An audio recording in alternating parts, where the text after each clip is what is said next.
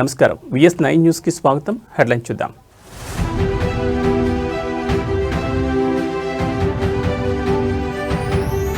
తిరుపతిలో భారతీయ విజ్ఞాన సమ్మేళన్ కార్యక్రమం పాల్గొన్న CM Chandrababu.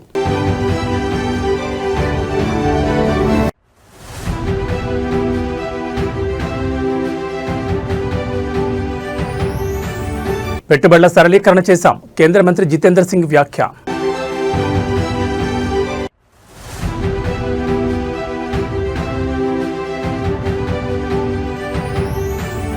Krishna జలాలపై BRS రణభేరి, party ముఖ్య నేతలతో కేసీఆర్ భేటీ.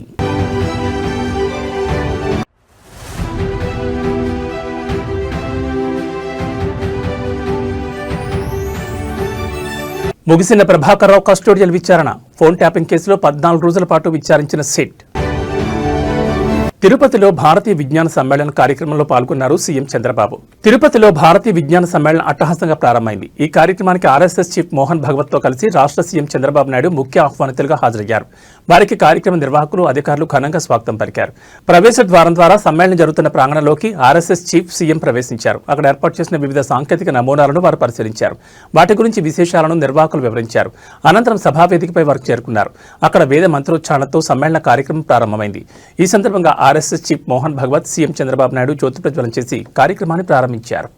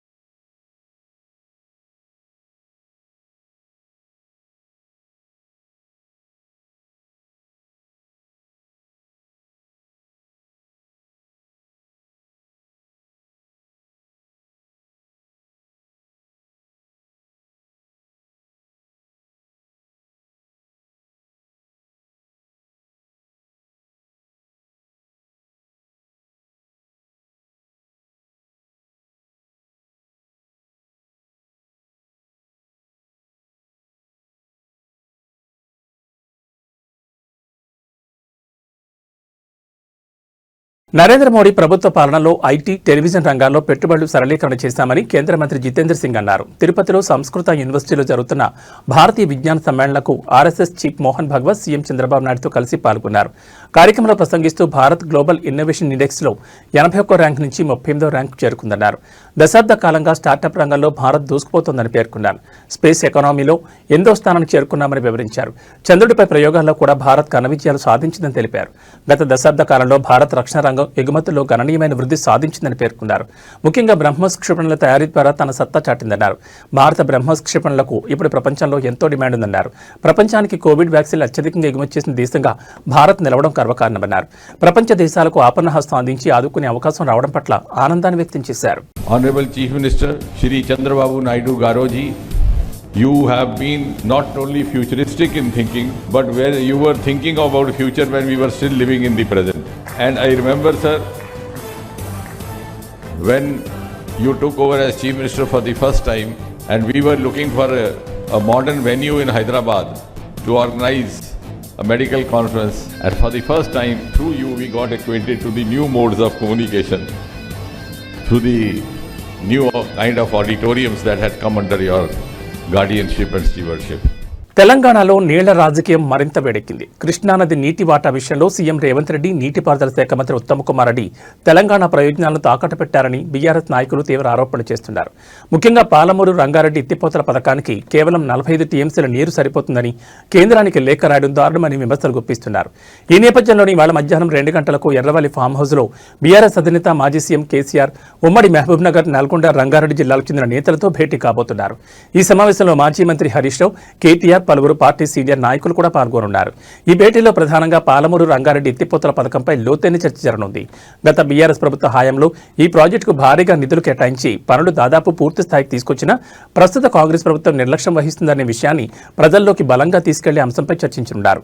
పాలమూరు రంగారెడ్డి ఎత్తిపోతల ప్రాజెక్టు డీపీఆర్ను కేంద్రం తిరస్కరించడంలో కూడా రాష్ట్ర ప్రభుత్వం నిశ్శబ్దంగా ఉందని, ఈ విషయాన్ని ఎండగట్టాలని భావిస్తున్నట్లుగా తెలుస్తోంది. కృష్ణా జలాల విషయంలో రాష్ట్రానికి జరుగుతున్న అన్యాయంపై గ్రామాల వారీగా సమావేశాలు, జన ఉద్యమాలు చేపట్టాలనే వ్యూహంపై ఈ భేటీలో చర్చించనున్నారు. 3 జిల్లాల్లో జనవరి 2026లో భారీ బహిరంగ సభలు నిర్వహించే అంశంపై నిర్ణయం తీసుకునే అవకాశం కూడా ఉంది. ఇక రాబోయే అసెంబ్లీ సమావేశాల్లో అనుసరించాల్సిన వ్యూహం, ప్రభుత్వంపై లేవనెత్తాల్సిన ముఖ్య అంశాలు, నీటి హక్కుల సమస్యలపై బలమైన డిమాండ్లు చేయడంపై కూడా లోతైనగా విస్తృతంగా చర్చించనున్నారు. ఇవాల్టి భేటీ తర్వాత బీఆర్ఎస్ పార్టీ తెలంగాణ జల హక్కుల కోసం మరింత బలోపేతమైన పోరాటానికి శ్రీకారం చుట్టనుందని గులాబీ పార్టీ శ్రేణుల్లో జోరుగా చర్చ జరుగుతోంది.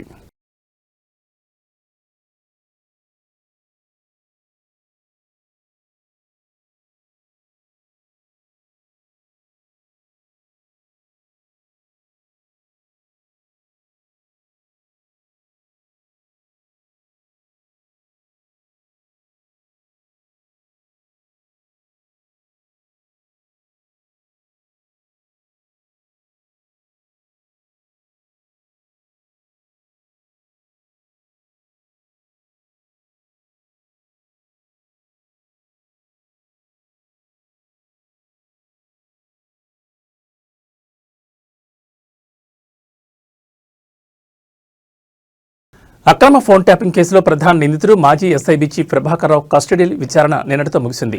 ఈ క్రమంలోనే ఆయనకు సిట్ అధికారులు ప్రభుత్వ ఆసుపత్రిలో వైద్య పరీక్షలు చేయించి ఇవాళ తెల్లవారుజామున జూబ్లీహిల్స్ పోలీస్ స్టేషన్ నుంచి విడుదల చేశారు. జనవరి 16న కేసుకు సంబంధించి నివేదికను సిట్ సుప్రీంకోర్టుకు సమర్పించనుంది. దేశ అత్యున్నత న్యాయస్థానం సుప్రీంకోర్టు ఆదేశాల మేరకు డిసెంబర్ 19న ఆయన కస్టడీని నిన్నటి వరకు పొడిగించిన సంగతి తెలిసింది. ఈ మేరకు డిసెంబర్ 12న జూబ్లీహిల్స్ పోలీస్ స్టేషన్లో లొంగిపోయిన ప్రభాకర్ రావును 14 రోజుల పాటు హైదరాబాద్ సిపి వీసీ సజ్జనార్ నేతృత్వంలోని 9 మంది స్పెషల్ ఇన్వెస్టిగేషన్ టీం సుదీర్ఘంగా విచారించింది. ఇక విచారణలో భాగంగా చివరి రోజు కేసులో సహనిందితులైన ప్రణీతిరావు, భుజంగరావు, రాధాకృష్ణరావు, తిరుపతన్నాలను సిట్ జూబ్లీహిల్స్ పిఎస్ పిలిపించి ఒక్కొక్కరిగా ప్రశ్నలు సంధించి కీలక సమాచారం రాబట్టారు. నేరుగా సీఎం కార్యాలయానికే ప్రభాకర్ రావు రిపోర్ట్. విచారణలో భాగంగా ఉద్యోగ విరమణ పొందిన తర్వాత ఎస్ఐబీ చీఫ్గా తన పునర్నియామకంపై సిట్ ప్రశ్నించగా ఆ విషయం కేసీఆర్ని అడగాలని ప్రభాకర్ రావు చెప్పినట్టుగా తెలుస్తోంది. హరీష్ రావును తరచూ ఎందుకు సంప్రదింపులు జరిపామని అడగగా అందుకు ఆయన హరీష్ రావుకు మావోయిస్టుల నుంచి ప్రాణహాని ఉన్నందున జాగ్రత్తలు చెప్పేందుకు ఆయనతో తరచూ సంప్రదింపులు జరిపినట్లుగా ప్రభాకర్ రావు తెలిపారు. ఇక ఆయన విధి నిర్వహణలో భాగంగా ఉన్నతాధికారులకు కాకుండా నేరుగా సీఎం కార్యాలయానికే రిపోర్ట్ చేసేవారని సిట్కు చెప్పినట్లుగా సమాచారం. సిట్ విచారణపై ఎస్ఐబీ చీఫ్ విజయ్ కుమార్ సమీక్ష కాగా 14 రోజులుగా సిట్ విచారణ జరిగిన నేపథ్యంలో గురువారం రాత్రి ఉన్నతాధికారులు కీలక సమీక్ష నిర్వహించారు. Intelligence chief Vijay Kumar SIT chief సజ్జనార్తో పాటు సభ్యులతో సమీక్షించి దర్యాప్తు పురోగతిని అడిగి తెలుసుకున్నారు. ఈ క్రమంలో ప్రముఖులకు నోటీసుల అంశంపై చర్చకొచ్చినట్లుగా తెలిసింది. మరోసారి సమీక్షించి ఆ విషయంలో తుది నిర్ణయం తీసుకునే అవకాశం ఉంది.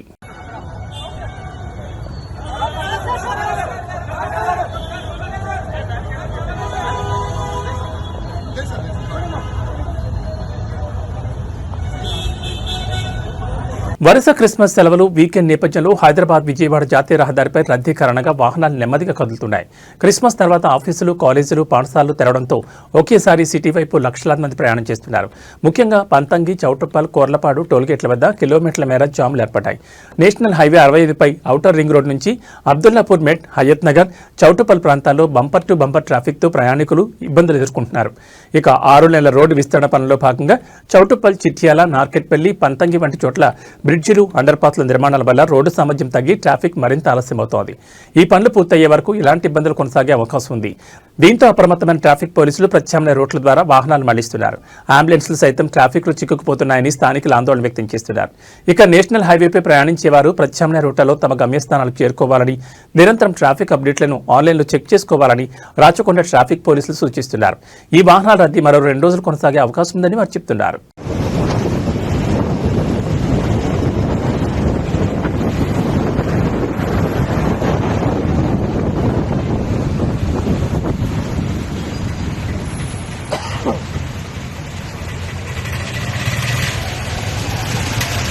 రాష్ట్ర వ్యాప్తంగా సంచలనం సృష్టించిన నకిలీ మద్యం కేసు దర్యాప్తులో కీలక ముందడుగు పడింది. ఈ కేసులోని 5 ప్రధాన నిందితులను 3 రోజుల కస్టడీకి ఇస్తూ తంబళ్లపల్లి కోర్టు అనుమతించింది. కోర్టు ఆదేశాలతో ఎక్సైజ్ పోలీసులు ఈ రోజు నిందితులను అదుపులోకి తీసుకున్నారు. ఈ కేసులో 7 నిందితులను కస్టడీకి ఇవ్వాలని కోరుతూ ఎక్సైజ్ పోలీసులు తంబళ్లపల్లి కోర్టులో పిటిషన్ దాఖలు చేశారు. దీనిపై విచారణ జరిపిన న్యాయస్థానం 5 నిందితులను 3 రోజుల పాటు పోలీస్ కస్టడీకి అప్పగిస్తూ ఉత్తర్వులు జారీ చేసింది. ప్రస్తుతం మదనపల్లి సబ్ జైల్లో రిమాండ్లో ఉన్న A1 Addepalli Janardhan Rao, A26 Jaganmohan Rao, A28 తాండ్ర రమేష్, A27 తిరుమలశెట్టి శ్రీనివాసరావు, A29 షేక్ అల్లా పక్షులను పోలీసులు కస్టడీలోకి తీసుకున్నారు. కస్టడీకి తీసుకున్న వెంటనే నిందితులకు వైద్య పరీక్షల కోసం ఆసుపత్రికి తీసుకెళ్లారు. వైద్య పరీక్షలు పూర్తయిన తర్వాత వారిని విచారణ నిమిత్తం మదనపల్లి ఎక్సైజ్ పోలీస్ స్టేషన్కి తరలించనున్నారు. ఈ కేసుకు సంబంధించి ప్రత్యేక దర్యాప్తు బృందం అధికారులు వీరిని ప్రశ్నించి కీలక సమాచారం రాబట్టే అవకాశం ఉంది. ఈ విచారణలో మరిన్ని కీలక విషయాలు వెలుగులోకి రావచ్చని అధికారులు భావిస్తున్నారు.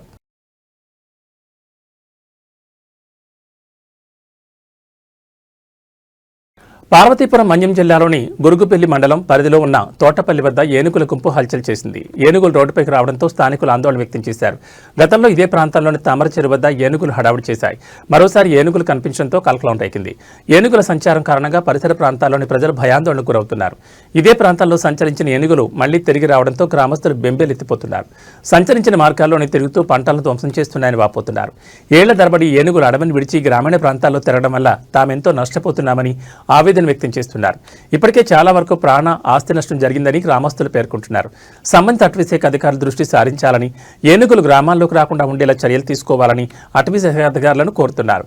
వాటి కారణంగా నష్టం వాటిన పంటలకు నేటికి ఎటువంటి పరిహారం అందించలేదని, దీనిపై ఉన్నతాధికారులు స్పందించి తమకు తగిన న్యాయం చేయాలని వారు డిమాండ్ చేస్తున్నారు.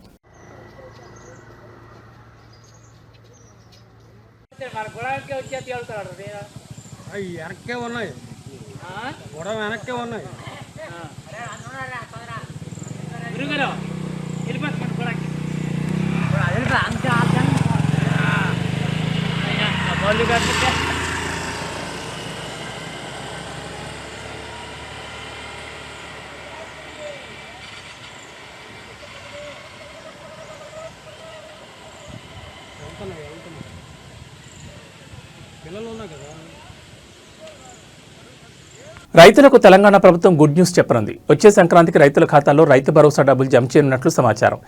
యాసంగి సీజన్కు చెందిన రైతు భరోసా డబ్బులు రానున్న జనవరిలో విడుదల చేయాలని భావిస్తోంది. శాటిలైట్ ఇమేజెస్ ద్వారా రైతులు పంట డేటాను సిద్ధం చేస్తోంది. జనవరి 2వ వారం వరకు ఈ వివరాల ప్రక్రియ పూర్తి కానుంది. అయితే ఈసారి పంటలు సాగు చేయని భూములను రైతు భరోసా నుంచి మినహాయింపించే అవకాశం ఉందని అధికారులు చెబుతున్నారు. రానున్న అసెంబ్లీ సమావేశాల్లో దీనిపై ప్రభుత్వం క్లారిటీ ఇవ్వనుంది.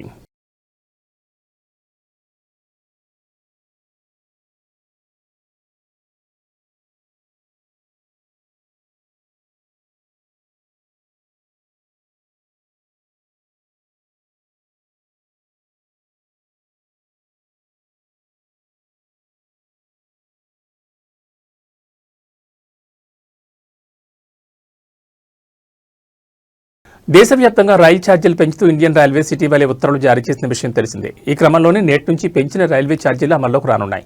ఈ ఛార్జీల పెంపును రైల్వే అధికారులు నోటిఫై చేయగా 215 కిలోమీటర్లు దాటిన ప్రయాణానికి జనరల్ విభాగంలో ప్రతి కిలోమీటర్కు 1 పైసా చొప్పున, మెయిల్ ఎక్స్ప్రెస్ రైళ్లలో నాన్ ఏసీ, ఏసీ తరగతిలో ప్రతి కిలోమీటర్కు 2 పైసలు చొప్పున ఛార్జీలు పెరిగాయి. తాజా ఛార్జీల పెంపుతో ఇదే సంవత్సరంలో రైల్వే శాఖ 2 సార్లు ఛార్జీలను పెంచినట్లయింది. సబర్బన్ సర్వీసులు, సీజనల్ టికెట్ల ఛార్జీల్లో ఎలాంటి మార్పులు లేవని అధికారులు వెల్లడించారు.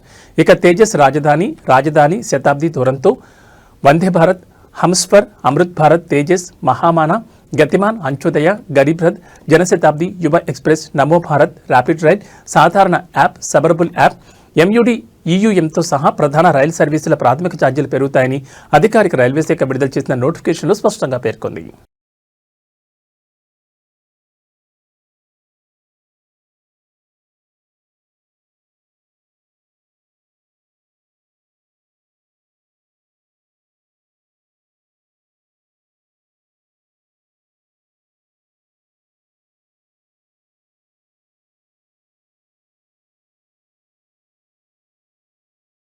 మహబూబాబాద్ జిల్లాలోని రైతులు యూరియా కోసం ఎదురు చూడాల్సిన అవసరం లేదని, ప్రస్తుతం నిల్వల కొరత కారణంగా పంపిణీ చేయడం లేదని వ్యవసాయ అధికారులు స్పష్టం చేశారు. మహబూబాబాద్ మండల వ్యవసాయ అధికారి కార్యాలయం ముందు ఈ మేరకు రైతులకు ముఖ్య సూచనలతో కూడిన నోటీసులను ఏర్పాటు చేశారు. యూరియా పంపిణీ లేనందున రైతులు PSCS సొసైటీలు లేదా ఆగ్రోస్ రైతు సేవా కేంద్రాల వద్దకు వెళ్లి వేచి ఉండి ఇబ్బంది పడొద్దని అధికారులు సూచించారు.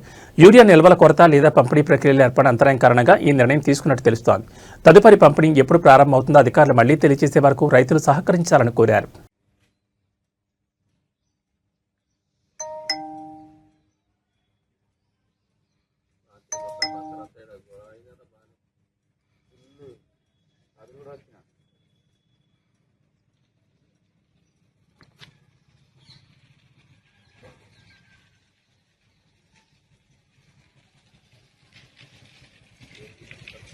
కొండగట్టు ఘాట్ రోడ్లో మరో ప్రమాదం చోటు చేసుకుంది. జగిత్యాల జిల్లా కొండగట్టు ఆంజనేయస్వామి ఆలయ ఘాట్ రోడ్లో ఆటో ప్రమాదం గురై నలుగురికి తీవ్ర గాయాలయ్యాయి. ఆలయ దర్శనం ముగించుకున్న భక్తులు ఆటోలో కిందికి వస్తుండగా ఘాట్ రోడ్లో ఆటో అదుపు తప్పి సైడ్ వాల్ని ఢీకొట్టింది.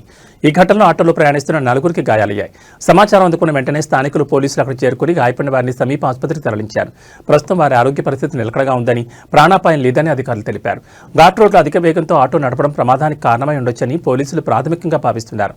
అయితే ఇదే ఘాట్ రోడ్ 2018లో బస్సు ప్రమాదానికి గురై 60 మందికి పైగా మరణించిన సంగతి తెలిసిందే. ఘాట్ రోడ్లో వాహనదారులు మరింత అప్రమత్తంగా వాహనాలు నడపాలని పోలీసులు సూచించారు.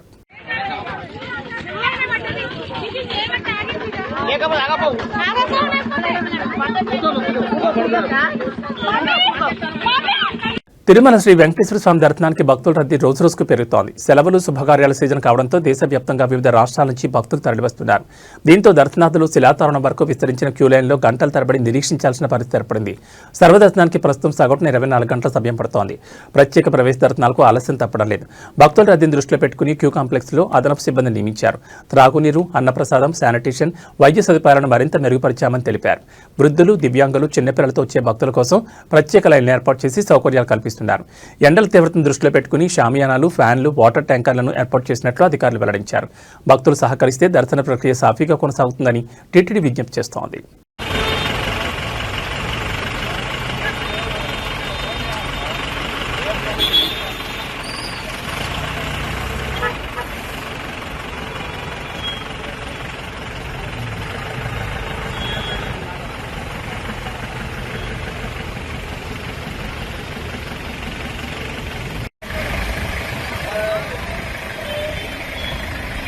గోవిందా గోవిందా.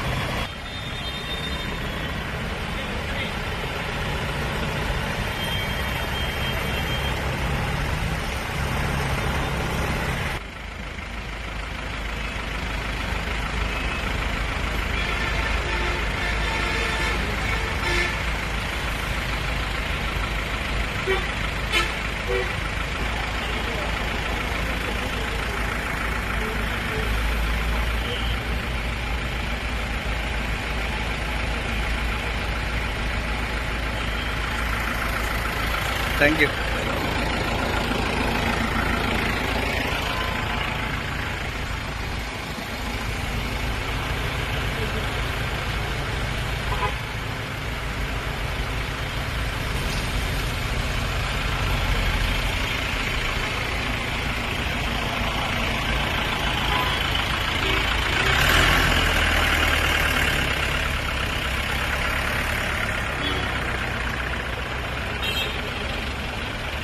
ఇవి ఈ బులెటిన్ విశేషాలు. మరో బులెటిన్లో మళ్ళీ కలుసుకుందాం. నమస్కారం.